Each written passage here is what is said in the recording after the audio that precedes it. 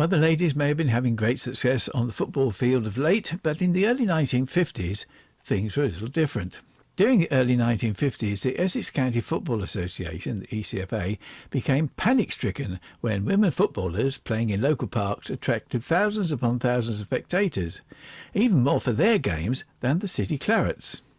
After 2 seasons, the ECFA threatened their all-male membership, managers, coaches, refs, linemen and ground staff, that if they assisted the women's matches in any way, they would be turfed out. And so the women's teams folded. Now, do you suppose it could happen again as the popularity of the Lionesses begins to outstrip the Lions? There was an article carried in the Old Chron in which a charity match between 2 women's teams was banned by the ECFA. The match between Chelmsford Ladies and Malden Ladies football teams, organised in aid of the RAF Benevolent Fund next Monday evening, has been called off following a ruling by the Essex County Football Association. They warned Cromptons, on whose ground the match was being played, that action might be taken against them if the match was played. The fixture was arranged by the RAFA as part of the Battle of Britain Week. They, instead of raising funds for charity, now face a bill for printing programmes. And so centre-half Sally Eads became a national heroine after her team defied a sex ban imposed by the Essex County Football Association. The FA Fuddy-Duddies banned the Chelmsford Ladies football team playing on approved grounds and stopped its own members from associating with them. Sally, who became a mother of 2, Mrs. Ketley, recalled the event in an interview in the Chronicle in 1958.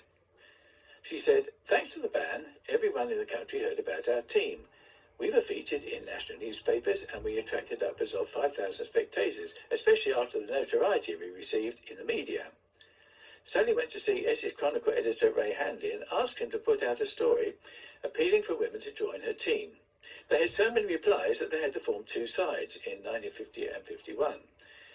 Sally, who admitted the local lads were attracted like bees round a honeypot, "I don't think they were too interested in soccer, but they did fancy our goalkeeper." Sally went on to say, "Why are the FA so dead set against the girls? Well, in my opinion, there's only one real explanation. They're scared, and money is at the back of it." A couple of items from the Essex Chronicle. Londoners were shaken. A great tussle between 2 of the girls taking part in that most controversial of all games, women's soccer. The match was between Chelmsford Ladies Football Club, who lost 3-2 to London Ladies Football Club on Sunday. The Londoners were shaken by the narrow margin of their victory. A reader's letter to the sports editor. "Sir, may I take my hat off to the Chelmsford Ladies football team? I'm a keen male supporter of theirs, and after Sunday's display against London Ladies, I think they're a grand bunch of girls. I'd like to say that I admire the way Sally Eads and their captain handles these girls. She's an ideal locus skipper, and Chelmsford should be proud." And so Essex women footballers enjoyed a brief but glorious soccer spring, playing the beautiful game in the early 1950s. The women's outfits in the county attracted more supporters than their male counterparts, even more at some games than watched Chelmsford Clarets at their former stadium close to the county cricket ground. Every match saw touchlines jammed with thousands upon thousands of fans at park pitches across the county. But their joy was short-lived. Mr. W.T. Spurgeon, secretary of the CFD and the Mid-Essex League, told his annual dinner in 1950, "It angers me that a crowd of 1,200 can watch 22 young ladies kicking a ball about. I am dead against ladies' soccer. The standard they play passes comprehension." Well, you only have to look behind the players in the pictures and there's proof that it was popular. And to the ECFA, it was extremely worrying, as the gate at Chelmsford Clarets home games was rapidly declining. But the touchlines at the Women's Park games were rammed with thousands of supporters cheering and chanting.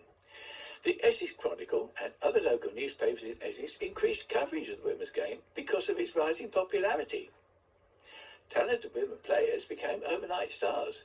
Chelmsford players Gwen Moore and skipper Sally Ketley Nee Eads were supported by the Essex Chronicle editor Ray Handley, who hit out against the ECFA, saying they are scared and money is behind it. During Chelmsford Carnival week, 5,000 watched the Malden versus Burnham game.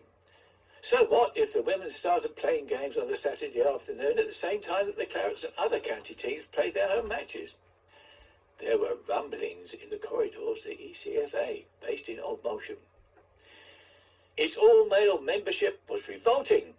Something had to be done about these upstart women. It just wasn't cricket.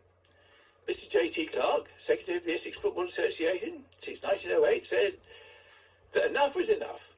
My association and I against women football for many reasons. Apart from the risk, it is most undesirable. Girls are not made to play soccer.